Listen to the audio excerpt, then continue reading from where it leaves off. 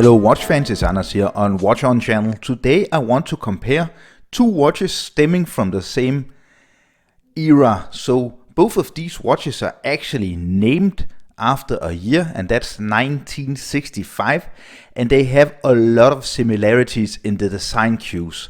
Both of these watches really harkens back design-wise to the years of the 60s, mid-60s, and the way that some companies back then designed dive watches. Of course, the most famous of these two watches, and also the brand which is regarded higher end of these two, it's of course the Oris Divers 65.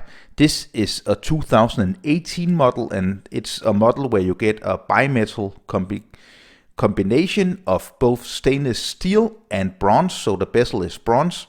It has sapphire crystal, very heavily domed, a big crown without any crown guards, a date complication, pretty good loom, a slim bezel, and it's 40mm in diameter. It comes on a leather strap, but it also is available on steel bracelet, on a NATO, and on a rubber strap. I got it on this leather strap. It's water resistant down to 100 meters. It's powered by the Sellita SW200, which is an automatic high beat movement of 28,800 vibrations per hour. Stainless steel case back, as you can see here.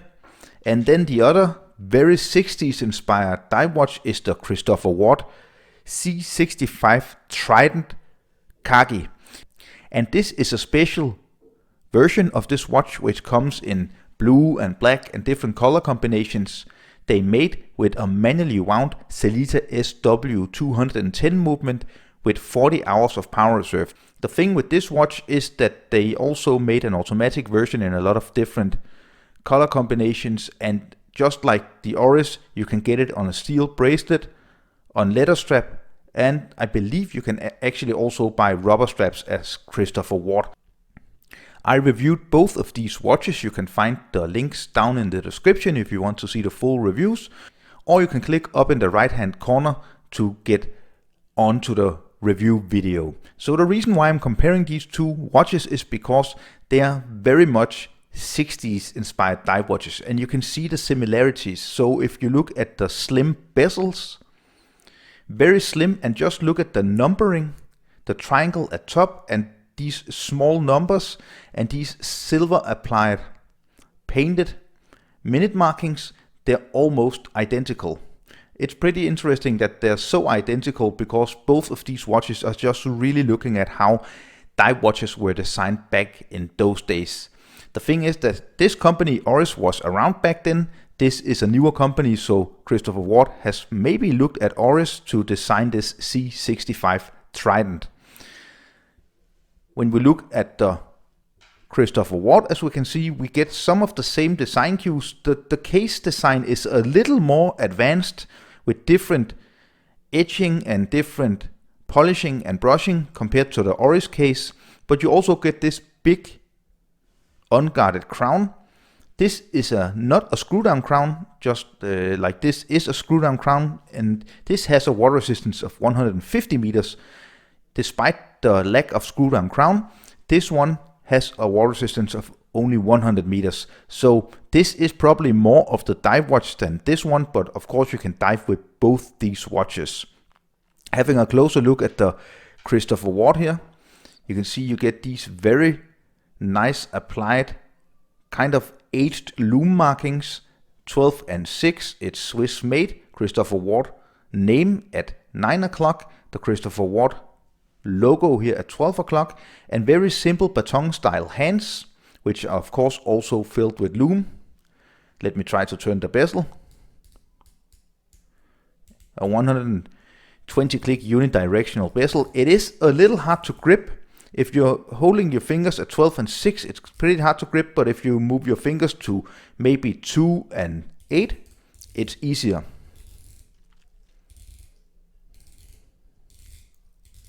It has a nice feeling to it, a nice kind of click to it. Very simple dial, not too much going on.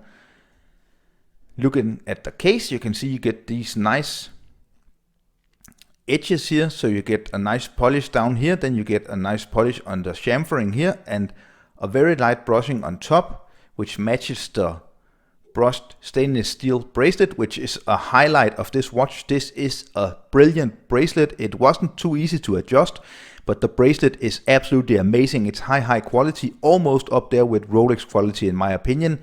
And that's not at least because of the clasp. So the beautiful thing about this clasp is you get this micro adjustment inside of the clasp,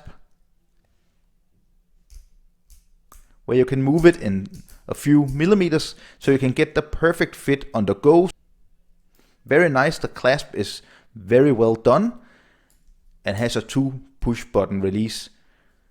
It's a screw down case back, as you can see, Christopher Ward Trident, the reference number and stuff like that. This watch isn't sold anymore, and I actually don't believe they sell the manually wind watches anymore of this version.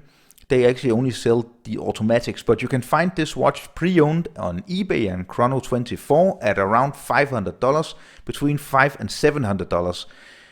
The Trident C65 Tridents are priced well below $1,000, between $700 and $900 if you're looking for one of these watches. You can have a look at their website. This is of higher price. This is priced at $1,600 to $2,000. Never buy this at full retail. Like they write on their website, it's priced at around $2,000. It's just too high a price. I paid just a little less than 1,100 euros, which is approximately just a little above $1,100. So I got a nice deal with this one, which is of course pre-owned. This was completely new. So the Christopher Ward is the more affordable option of these two. And of course, let's have a look at the Loom. I actually think that the Christopher Ward wins the Loom battle. I think the Loom on the Auris, it isn't bad, but it is a little bit disappointing to me. I think they should have done a little more with the Loom. If we look at the dials, it's of course very nice. You get a date complication with the Auris and you don't get a date complication with the Christopher Ward. But have a look at the dials. You can see both of these dials just really follow the idea of having very simple, no nonsense dials, which is just really a look back into how watches look back in the days. Also look at the hands. It's very similar style hands, these baton style hands. With the Auris, as you saw just a few seconds ago, you get the Loom pip on the second hand. You don't get that on the Christopher Ward. On the Auris, of course, also a very slim bezel. This is much easier to grip and it's much lighter to turn. It's not as resistant as the Christopher Ward. And I must say the bezel action is definitely the best on the Auris. So comparing these two watches, they are very similar in design cue. Two different movements. Of course, the manually wound movement here, it just takes a little more maintenance because you have to remember to wind it. Not every day, but you can't leave it lying for 2 days, then it goes out of function. This, if you wear it, it just keeps on ticking. Both have the same high beat rate. I would say if you're looking at the price, this will of course win. But if you're looking at the brand and the true heritage history, which isn't copying anybody but themselves, you should definitely get the Auris. Also, the Auris has a much better crown action, I think, than the Christopher Ward, because this is very nice and easy to unscrew and set the time and date and screw it back in. This is not a screw down crown, and I think that's just a little let off when we're talking about a dive watch, but nonetheless, this is actually 50 meters more water resistant than the Auris. So looking at price, this is half price of this one, and you should definitely, if you're only about to spend around $1,000 look into the Christopher Ward. Overall, I think that the Auris will win, but this is a very close contender, and especially with the bracelet. When I look at the Oris Divers 65 bracelet, I actually think it loses out to the Christopher Ward bracelet. They did a great job with the bracelet on this one. So this was just a quick comparison between these two 60s inspired and quite similar mechanical dive watches. I hope you enjoyed this video. If you enjoyed it, don't forget to give me a thumbs up. Leave a comment down below which one of these is your favorite.